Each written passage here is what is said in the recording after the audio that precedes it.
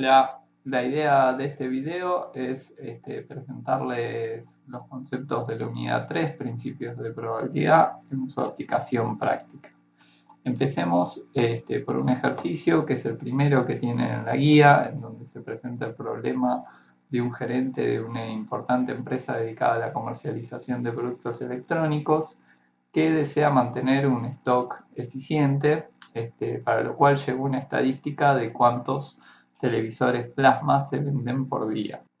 Aquí los datos se nos presentan en una tabla de frecuencias, en donde vemos que se vendieron en 45 días, se vendieron 0 plasmas, en 93 días se vendió 1 plasma y así. Y nos preguntan qué probabilidad hay de que mañana se vendan exactamente 4 plasmas. Para responder esto, nosotros tenemos que tener claros que en el curso estamos utilizando una aproximación frecuentista a la probabilidad, donde lo que hacemos es utilizar la información del pasado para estimar probabilidades que nos hablan sobre el futuro. Entonces, básicamente lo que hacemos es, mediante un análisis estadístico, buscamos conocer las frecuencias relativas de un determinado evento y esa frecuencia relativa la utilizamos como estimador de la probabilidad en el futuro. Entonces, básicamente, ante la pregunta de qué probabilidad hay de que mañana se vendan exactamente 4 plasmas, nosotros vamos a buscar la frecuencia relativa de exactamente 4 plasmas y mediante una estimación puntual, vamos a decir la probabilidad de que se vendan exactamente 4 plasmas en un día cualquiera va a ser de casi un 8%, es decir, en realidad sería un 7,7%, ¿sí? Casi un 8% de probabilidad de vender exactamente 4 plasmas en un día cualquiera. Otra pregunta sería qué probabilidad hay de que mañana se vendan 3 plasmas o más. Fíjense que acá ya no me interesa solo la frecuencia relativa de 3, sino de 3 y todo lo que esté por encima de 3, es decir, en este caso 3 y 4. Para responder esa pregunta vamos a necesitar frecuencias acumuladas decrecientes, ¿sí? En aquellas en donde nos interesa el desde un cierto punto. Entonces, en este caso, fíjense, ahí armo una tabla de frecuencia donde además de las relativas sume las acumuladas decrecientes relativas y también tenemos una ojiva. Entonces, para responder a la pregunta qué probabilidad hay de que mañana se vendan 3 plasmas o más, vamos a la fila de frecuencias acumuladas decrecientes correspondiente al 3, o hacemos la suma de las relativas que nos interesan, esto también lo podemos ver en la ojiva, y en base a esos datos vamos a poder responder que la probabilidad de que en un día cualquiera se vendan 3 plasmas o más es de un 27%. Hallamos otro ejercicio un poco más complicado, que es el tercero que tienen en la guía. Digo un poco más complicado porque básicamente en este caso tenemos dos variables distintas que son observadas en la misma unidad experimental. Este es el caso de un supermercado que lleva adelante un estudio sobre las características de los individuos encontrados tratando de robar algún elemento del supermercado. Este estudio, básicamente, si tenemos que decir unidad experimental, es cada uno de los individuos que hurtó algo del supermercado y fue atrapado. Fíjense que no es todo el que hurtó, sino solo los que fueron atrapados, porque solo esos podemos observar.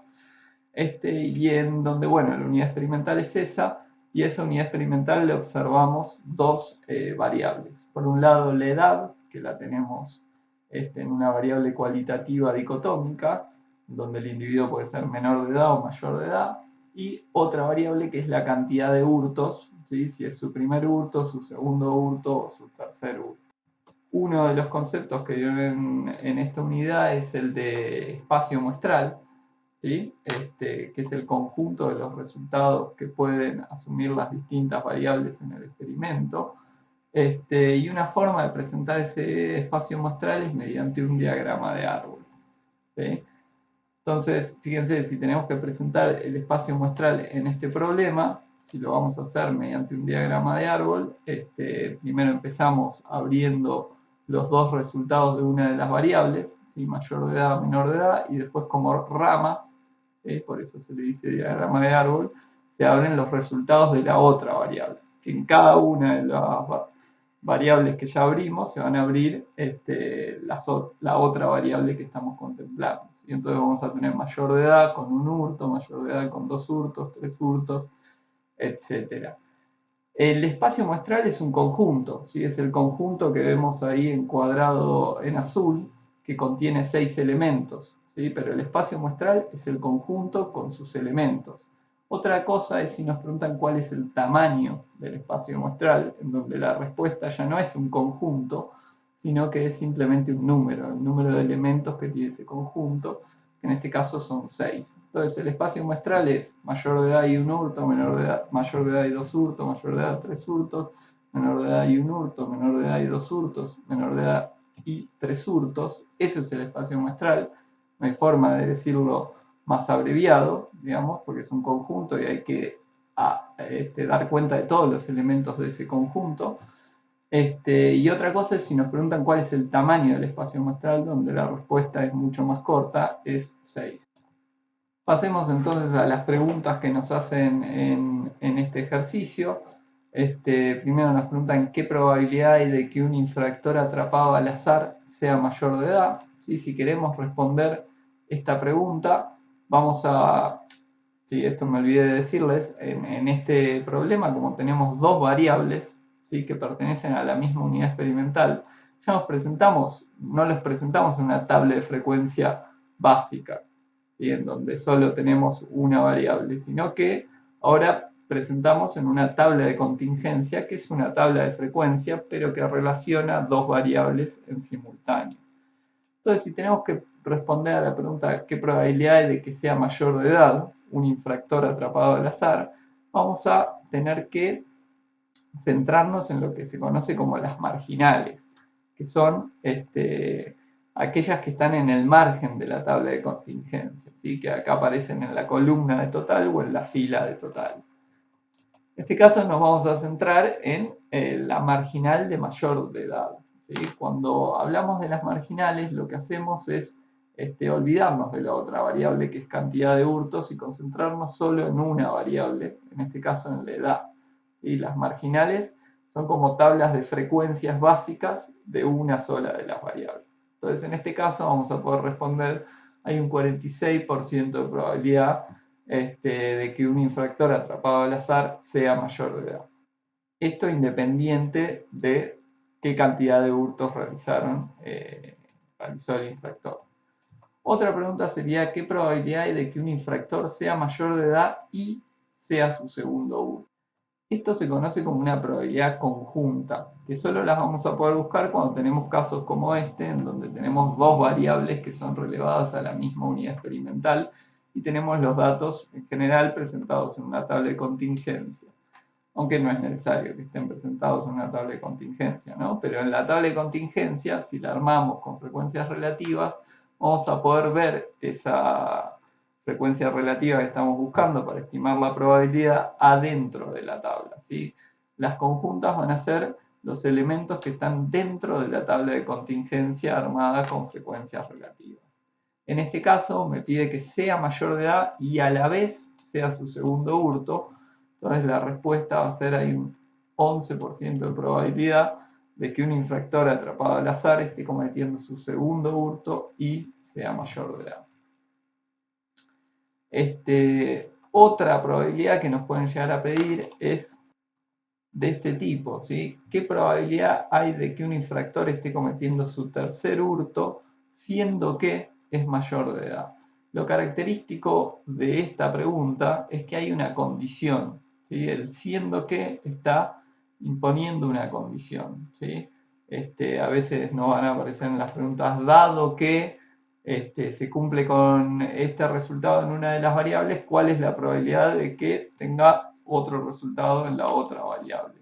¿Sí? Lo importante y lo que la diferencia de las probabilidades conjuntas que acabamos de ver es que estas probabilidades, que se conocen como condicionales, son probabilidades en donde se está poniendo una condición en una de las variables que se están relevando. En este caso, en la de edad.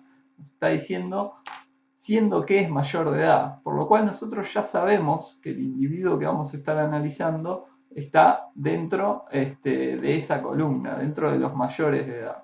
Esto condiciona o restringe el espacio muestral. El espacio muestral deja de ser todos los infractores y pasa a ser solo los mayores de edad. Para buscar esta probabilidad, que en general se escribe de este modo, probabilidad de 3 dado que es mayor de edad, es decir, probabilidad de que haya cometido 3 hurtos dado que es mayor de edad, siempre es el resultado de esta formulita, que es la probabilidad de la conjunta de 3 y mayor de edad, es decir, la probabilidad de que haya cometido 3 hurtos y sea mayor de edad, sobre la marginal de lo que está condicionando, en este caso, el hecho de ser mayor de edad. Fíjense entonces, para buscar esta probabilidad lo que hacemos es, buscamos la conjunta, que es 0,01, y la dividimos por la marginal de mayor de edad, que es 0,46. Entonces ahí tenemos que la probabilidad de que haya cometido un tercer hurto, siendo que es mayor de edad, es de solo un 2%. Estas probabilidades a veces es más visual verlas con frecuencias absolutas, ¿sí? Como les decía yo, lo que hacemos con probabilidades condicionales es condicionar el espacio muestral. Si me dejan de interesar los 358 casos que relevé y me concentro en los 163 que son mayores de edad. Y lo que hacemos es ponderar cuántos de esos 163 casos cometieron 3 hurtos, que es básicamente hacer la proporción, ¿sí?, de solo dos individuos cometieron 3 hurtos siendo mayores de edad sobre el total de mayores de edad, 2 sobre 163, que fíjense me da exactamente lo mismo que de la otra manera. Finalmente, las probabilidades condicionales nos dan la oportunidad de reflexionar sobre un concepto muy importante en probabilidad, que es el de independencia, que básicamente se dedica a estudiar si existe dependencia entre las distintas variables que estamos analizando. Recordemos, en este caso, las variables que estamos analizando son cantidad de hurtos que cometen los individuos y la edad que tienen. Este análisis de independencia nos permite determinar si la cantidad de hurtos que realizan los individuos depende de que sean mayores o menores de edad. Nosotros recién calculamos la probabilidad de que se cometan 3 hurtos siendo que el infractor es mayor de edad. Cabría preguntarnos si esa probabilidad es idéntica para los menores de edad, es decir, preguntarnos si la probabilidad de que se cometan 3 hurtos siendo que es menor de edad es también 2%. Fíjense que si hacemos este cálculo, hacemos probabilidad de que cometa 3 hurtos siendo que es menor de edad, que es básicamente la conjunta de 3 y menor de edad, 0,13, sobre la marginal de menor de edad, que es 0,54. Fíjense, hacemos este cálculo, nos da 0,24, es decir, hay un 24% de probabilidad de que se cometa un tercer hurto, siendo que es menor de edad. Fíjense, es mucho mayor la probabilidad de cometer este tercer hurto, siendo que es menor de edad, que siendo que es mayor de edad. Eso nos está dando una información muy importante, que es que las variables son dependientes, es decir, la cantidad de hurtos que comete el individuo depende de la edad del infractor.